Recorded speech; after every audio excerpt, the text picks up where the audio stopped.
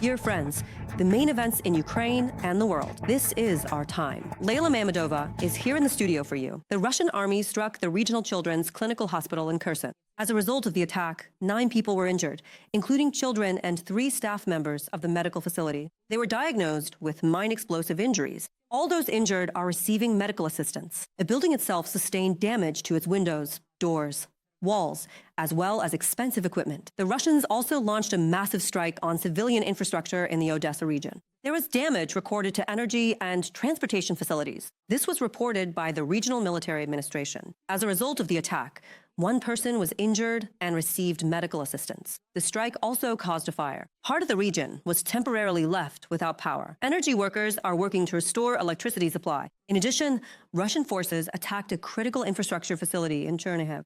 This is already the second attack on it. Let me remind you, the previous strike was carried out on the night of October 28th. Drones from the Security Service of Ukraine struck a Pantsir-S2 air defense missile system, 2 oil depots, and 2 Russian radar stations in temporarily occupied Crimea. A source in the Security Service of Ukraine reported this to Freedom. The cost of the Pantsir-S2 is about $20 million. This is one of the key elements of the enemy's air defense system. In addition, the Russian Federation's army will face significant problems due to the destroyed radar stations. After all, every such air defense system taken out of action significantly weakens the Russian Federation's defenses in the Crimean direction, according to the SSU. Ukrainian drones also struck an oil depot in the village of Berdyansk. A large-scale fire broke out at the facility. A strike was also recorded at the Komsomolskaya oil depot.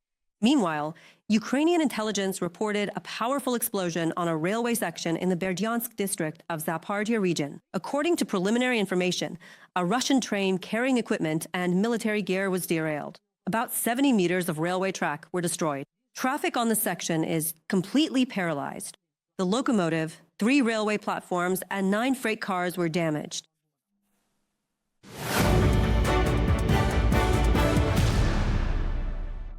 The United States expects that by the end of the year, another $2 billion will be raised for the Pearl Initiative to purchase weapons for Ukraine. This was stated by U.S. Ambassador to NATO Matthew Whitaker in an interview with Bloomberg. According to him, in 2026, thanks to the Pearl mechanism, they intend to raise between $12 and $15 billion to purchase weapons for Ukraine to defend itself and continue fighting on the front lines.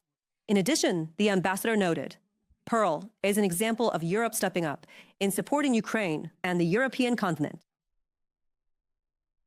We expect to attract another $2 billion or even more in funding over the next few months, and we sincerely hope that this will happen very soon.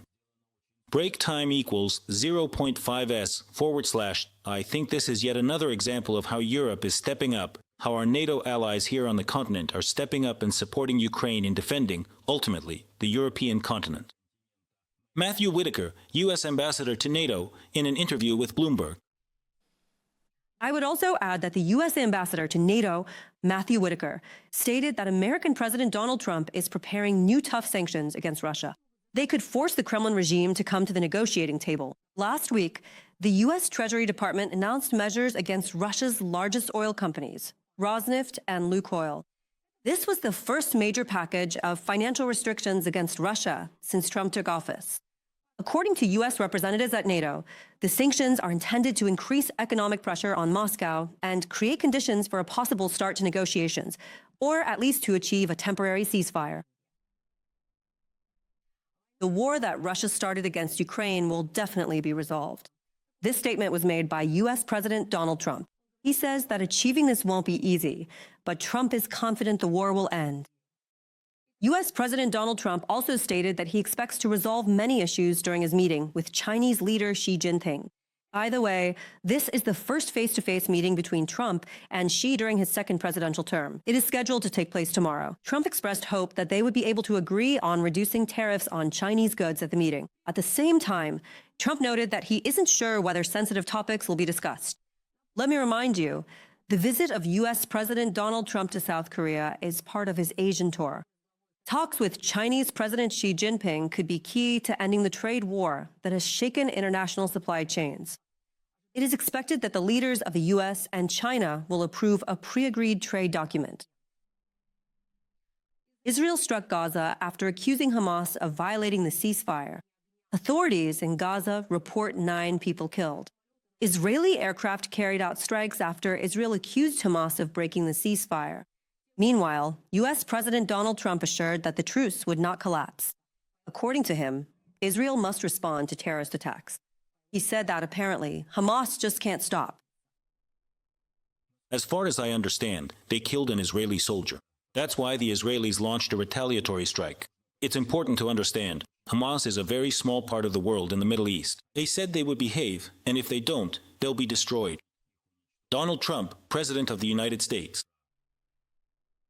The U.S. president also responded to North Korea's test of a new cruise missile. According to Donald Trump, even though he has a good relationship with the North Korean dictator, he will deal with North Korea. Let me remind you, North Korea tested a sea-to-surface missile in the Yellow Sea on the eve of Trump's visit to South Korea for the Asia-Pacific Economic Cooperation Forum Summit. The missile, specially modified for ship launches, was launched vertically and flew for about 2 hours and 10 minutes, hitting a designated target. North Korea is confident that regular missile tests are a means of military deterrence and a demonstration of their capabilities. They've been launching missiles for decades, haven't they? I'm looking forward to the meeting. We had a very good relationship. We met, talked several times, and we had a mutual understanding. At a certain point, we will deal with North Korea. Donald Trump, President of the United States.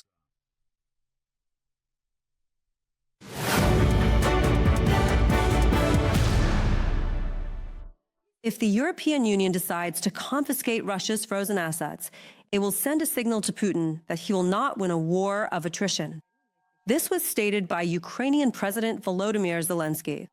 According to him, if the decision is made soon, it will provide Kyiv with stable support that will not depend on the political climate. My colleague Andriy Dmytrenko will continue on this topic. The Netherlands has expressed its support for the transfer of frozen Russian assets to Ukraine, as stated by the country's foreign minister, David Van Wiel, during an official meeting with Ukrainian President Volodymyr Zelenskyy. These funds are very much needed to ensure the security of Ukraine's budget. But we need to consider the issue regarding people and finances. Of course, a country like Belgium, which holds the majority of the funds, will want guarantees that we will do this collectively. But I hope that we can reach an agreement on this issue. I don't know if it will happen before Christmas. I love Christmas presents, so I hope that's how it will turn out for us and for Ukraine. The leaders of the northern European countries have expressed their support for the idea of using frozen Russian assets in order to help Ukraine, and they expect that a decision regarding this matter could potentially be made at the upcoming European Council meeting in December, according to Swedish Prime Minister Ulf Kristersson. This concerns the creation of a mechanism that would allow Ukraine to receive a loan of 140 billion euros. The European Council is currently considering the technical aspects of this initiative, the head of the European Commission explained. The proposal is to use these funds to extend financial assistance to Ukraine in the form of a loan, which Ukraine would have to repay if, in the future, Russia pays reparations. And therefore, from a legal standpoint, this is a justified proposal. The European Council has requested possible options for resolving the technical issues, but the main message to Russia is absolutely clear. We are ready to cover Ukraine's financial needs, and we will support it for as long as it takes. Belgium has the final authority in the matter of granting Ukraine a reparations loan, in particular since the majority of Russia's frozen assets are located there, in the Euroclear Bank depository. And Brussels insists that any plan must include a reliable and effective mechanism for sharing risks among all EU member states. As a result, from a legal standpoint, this is a complex task, but the Allies are fully on track with the planned schedule, says German Foreign Minister Johann Wadefuhl. We need to continue our efforts to maintain the effectiveness of ongoing support for Ukraine in the medium and long term. Break time equals 0.5s/, and that's why these considerations and plans to use frozen Russian assets continue to remain in effect. I assume that if the Commission presents the appropriate plans, decisions could be made as early as December. The process is also being slowed by opposition from Hungary and Slovakia. Prime Minister Robert Fico warns Europeans of possible international legal disputes, while Viktor Orban warns of war with Russia. He insists Europe urgently needs to negotiate with Moscow and says this should happen in Budapest. This is a Russian-European conflict that could become a harbinger of war. The escalation of the conflict can only be prevented through direct negotiations between Russia and Europe. We have insisted on this during meetings in recent days.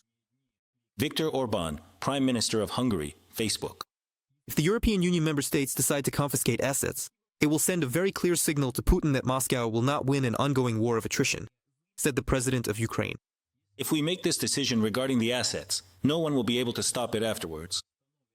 No matter what changes, no matter what the policies of future G7 leaders are, whoever comes to power, they won't be able to stop the decision once Ukraine starts receiving these funds in installments and decides where they will go, to weapons or something else.